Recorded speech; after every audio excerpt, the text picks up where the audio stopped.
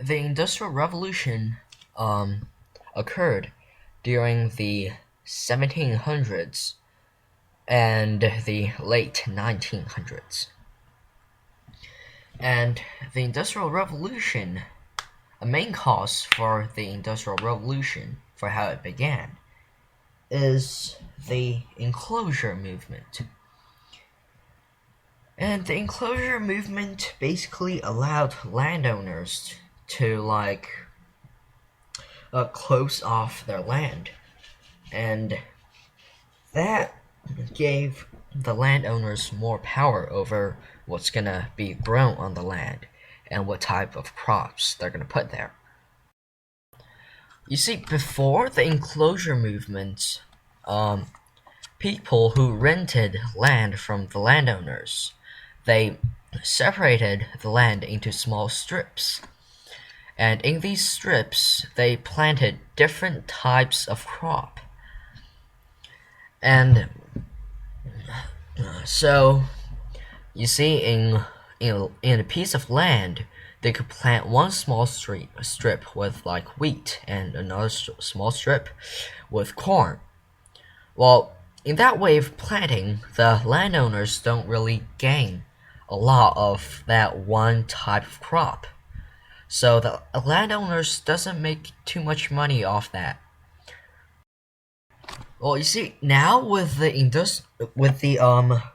Enclosure Movement, the landowners can just tell the people that are renting the land what to plant, and at that time, after the Enclosure Movement, in a piece of land, you can plant. The landowners only let you plant one type of crop.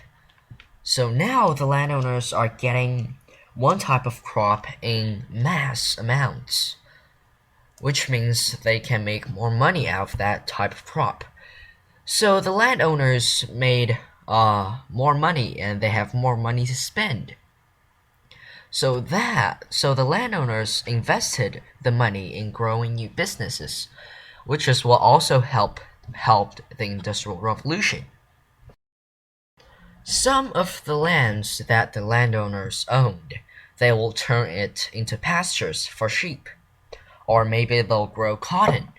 So the wool from the sheep and the cotton they got from the cotton plants, they would use in a textile.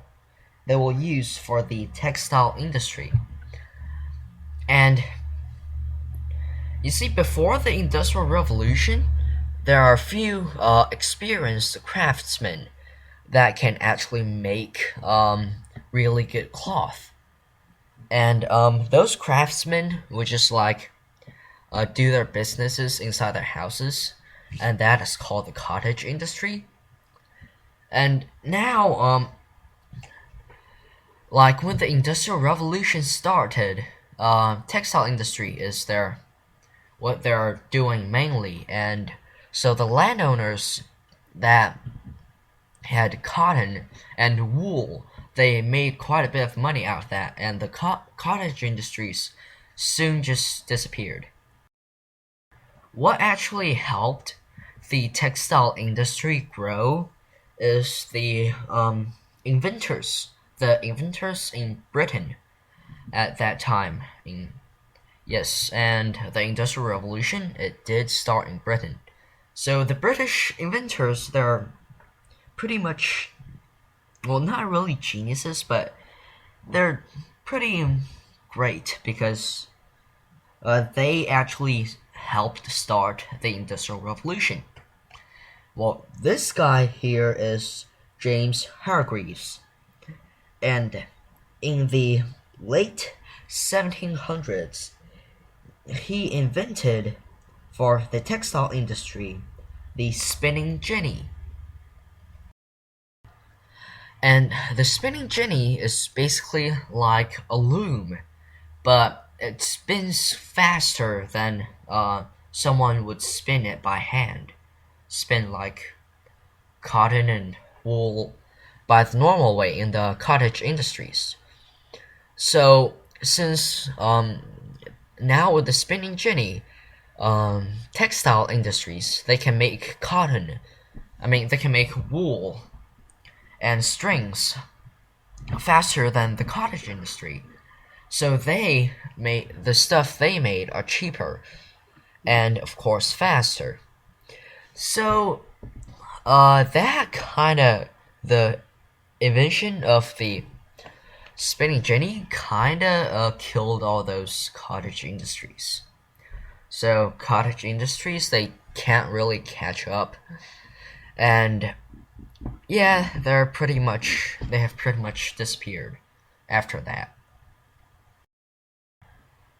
Richard Arkwright,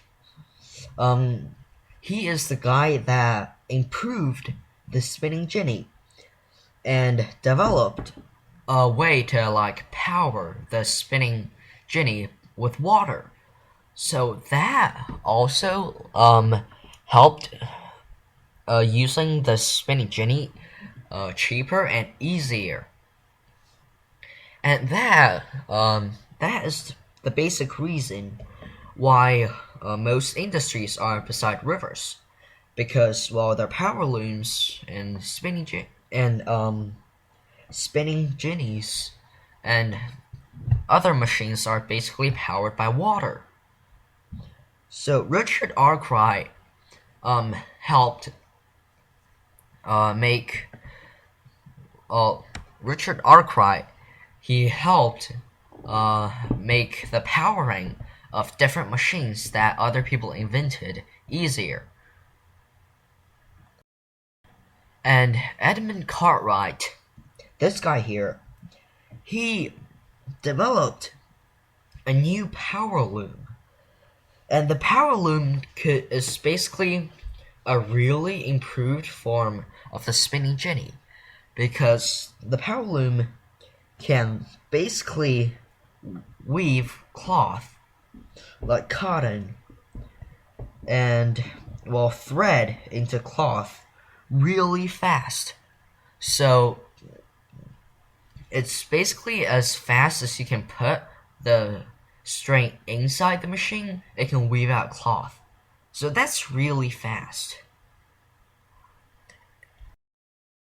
And sometime during the early ages of the Industrial Revolution, there's a guy named James Watt, and he designed a steam engine that would power the new machines that other people invented. So pretty soon water didn't really people stopped using water as the main source of powering machines. They used steam. And steam is pretty much more powerful than water. So that allowed factories to move more inland rather than stay beside rivers. So it allowed the factories to move a bit away from the rivers and therefore just spread out. And you see, sometime during the Industrial Revolution, they made so much machines. And you see, the more machines they make, and since machines at that time basically made mostly of metal, so the more machines they make, the more metal they need. And as the need for machine grew, so did the need for iron. And in 1753, Henry Cort, he found a way to use coal to turn this iron ore, the basic iron ore, into pure iron. And so as a result, iron became cheaper because it's easier to make pure iron now that they know how to make it. So they can use coal and iron ore combined to make pure iron. So now it's easier to actually make the pure iron. So iron became cheaper, and therefore machines became cheaper. So more machines could be made.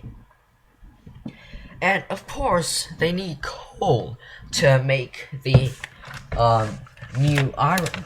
iron, to make pure iron. So coal mining industries, coal mines, they also grew. And as more items and goods are produced, the transportation over water is becoming a bit difficult.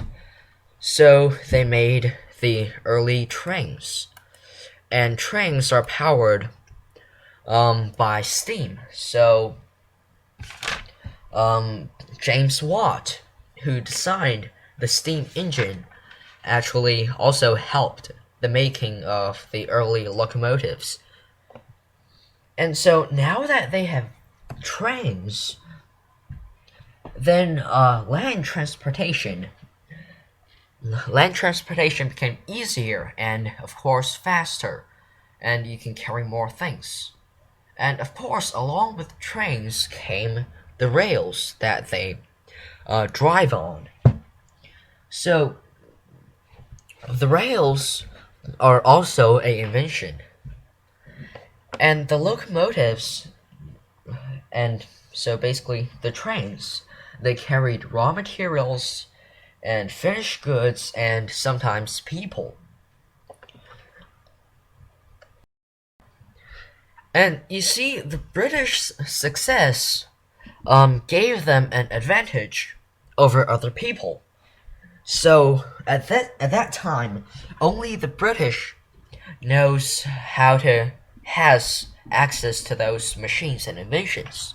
So that gave the British a lot of power. I mean, not really power, but it gave the British a lot of advantage over the other countries. And well, as you can guess, the other countries doesn't really like it. And of course, since the Industrial Revolution, the new inventions gave British a advantage over other countries. The British also doesn't want their ideas to go out of Britain, so they passed laws that ideas of the inventions and the skilled workers from leaving the country. So skilled workers can't leave the country, and anything about the inventions also can't leave the countries. But unfortunately, well, not really unfortunately, but too bad for the Britons, someone remembered every detail of the powered loom and just the machines they use. So he remembered every detail of it and then went outside the country. And so now the other countries also know how to make these, thanks to the guy that remembered like literally every single detail of those machines. And as the Industrial Revolution started, many factories grew really big, and then that is when the problem came for all the craftsmen and farmers and just a lot of workers. So you see, the more machines and inventions, the better the machines and inventions, that means the less people needed in the farms. So say that before all those great inventions were made, the tractors and the trains and the harvesters and all those stuff, before the machines for the farms were made, it might take, say, this piece of land, and just say it's going to take about 20 people to farm this land and to tend it. Well, now that the Industrial Revolution started and all those great machines are made, it may only take 2 or 3 people to farm this land. And now, okay, the 2 or 3 people that are there, they're pretty lucky, but what about the rest 17 people? What are they gonna do? Well, they are now out of jobs. And it's also pretty hard on the transportation people. So, say, before the trains are invented, what are the people gonna do about transportation? Well, say before the trains are invented, people probably on long distances they probably rented horses. They maybe went on they maybe went on boats for ocean travel. But for transportation, they probably use carriages. That is for transportation of goods or maybe people. And now that there are trains, they don't need to use those carriages anymore. And it might take about, say, 100 people to tend the horses, to load all those goods and stuff. And right now, when they invented the locomotives, it might only take about 5-6 people. One to drive the thing, and just a couple more to to oil the train and maybe load all the stuff. So the people needed went from 100 to about 5 or 6. So that is bad news for the 94 something of the people. So they are also unemployed. Well, all those unemployed people in the farms and other places, what are they gonna do? Well, to work in these industries, in these factories, sounded like a great idea. And especially at that time, many workers are needed. So it sounded like a great idea, and all of those people that are unemployed went here into these factories to work. And the factory conditions isn't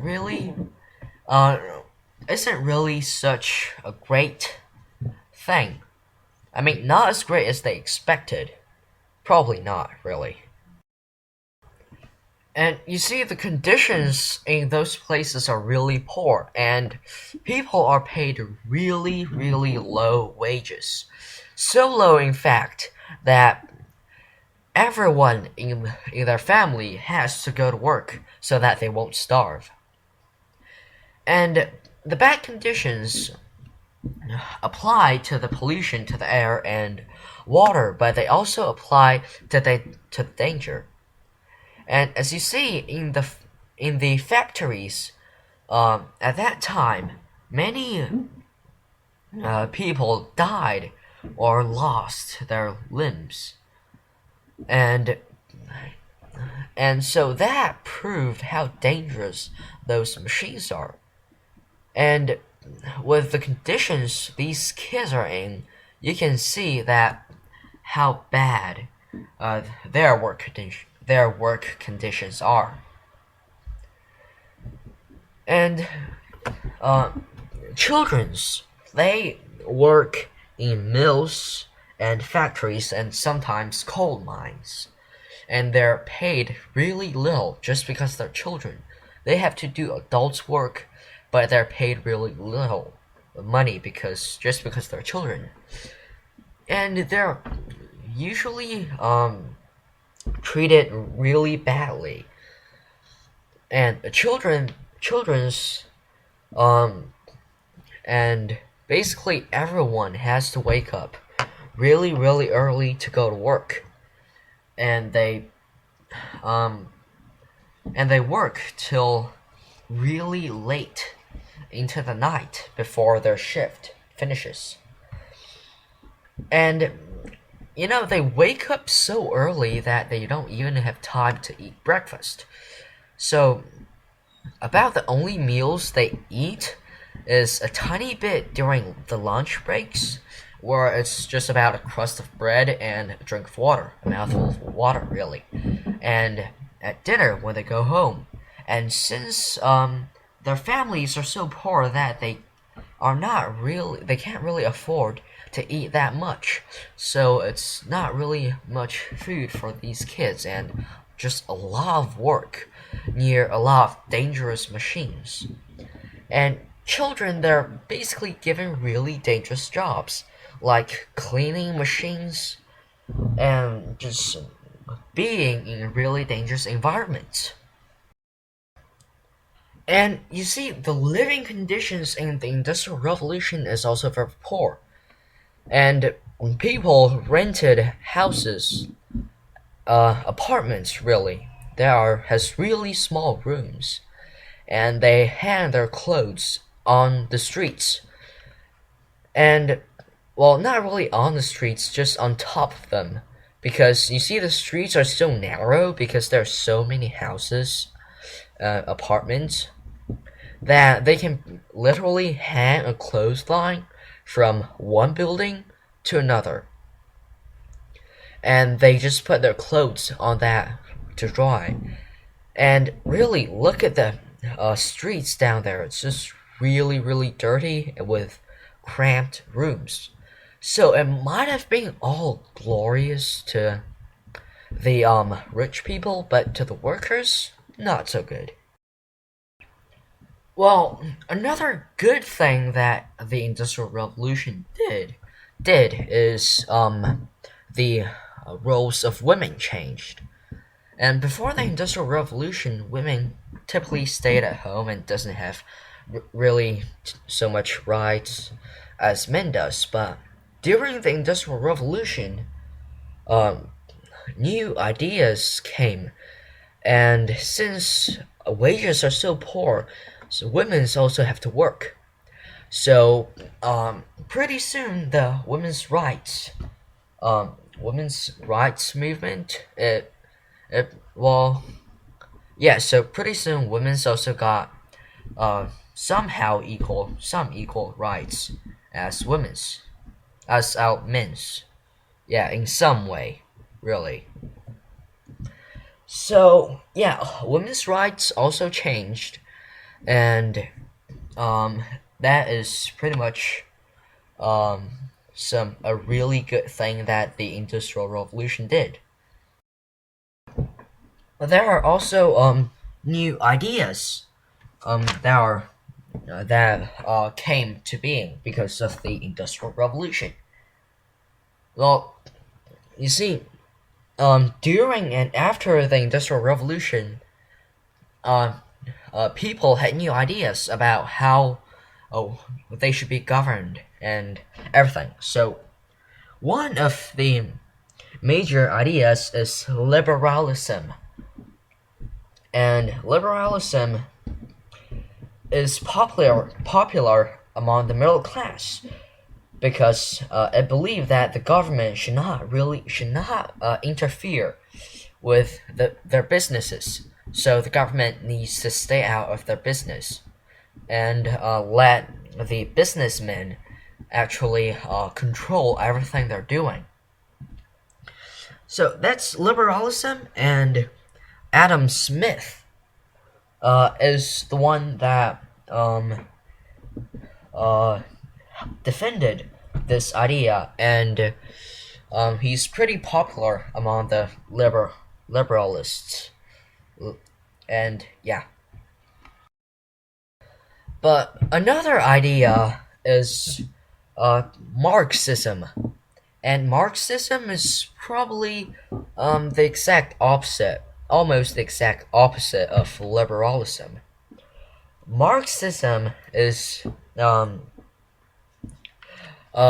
basically founded by Karl Marx, and Karl Marx is so Karl Marx believed that the factories and industries and everything should be controlled by the government and by society. And many ideas just believed that many people followed Karl Marx, and they believed that very soon that the government is gonna take over like all the industries and factories and mines and everything. And he believed that they should do that because it will because he wanted the government to actually control these things. And Marx's ideas, his ideas are pretty influential, and so that those two are like liberalism and Marxism are about the two major ideas in the Industrial Revolution. And of course, there are also other lesser ideas that are not really that major. It's the there are Romanticism and Realism, Modernism and Impressionism. So those are like some of the lesser ideas. Romanticism is basically founded by artists and writers because they began to go against the Enlightenment. So they said instead of reason, what people does should instead of people doing things by reason, they should do things by their feelings, and they should make decisions based upon their feelings instead of reason. And realism is basically the idea of people like these writers and painters. They're known as realists, and they just try to show everything as it really is, not through some sort of not by making it look better or worse. They just wanted to show life as it really is, and that is realism. And then the other two is modernism and impressionism. Well, these two movements appeared later in the 1800s. So the 1700s is the beginning of Industrial Revolution, and between so basically in the middle, in the 1800s, modernism and impressionism appeared. Well, modernism is basically the study of social problems, like the government. Well, wait, no, that's politics, right? Yeah, so just social problems, about people and work and all that. So they also just explored all the social issues and like just many other things like crime, alcoholism, and women's rights, and some other. So part of the modernists focused on those things, and others they just did something else. You see, the other modernist movement in painting is called Impressionism. And Impressionism is part of modernism. But Impressionism, the poets and painters of Impressionism, they focused on dreams and symbols, and they focused on those things for meaning. And basically, that movement began in the 1870s. And the Impressionists are pretty interested on the effect of light on different surfaces and objects in different angles. So those are the Impressionists.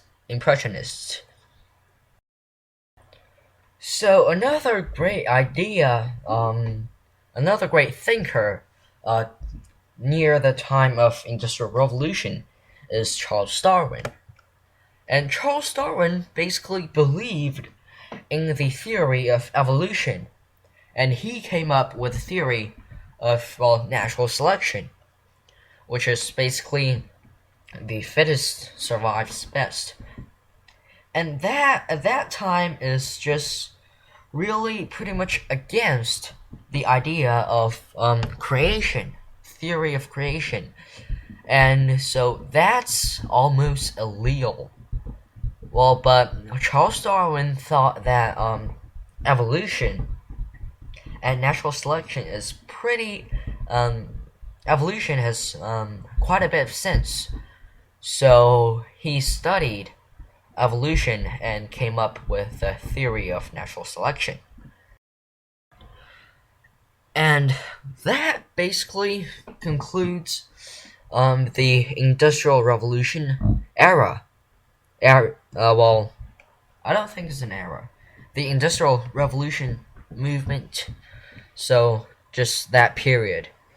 That's basically what happened in the Industrial Revolution. And yeah, that's about it.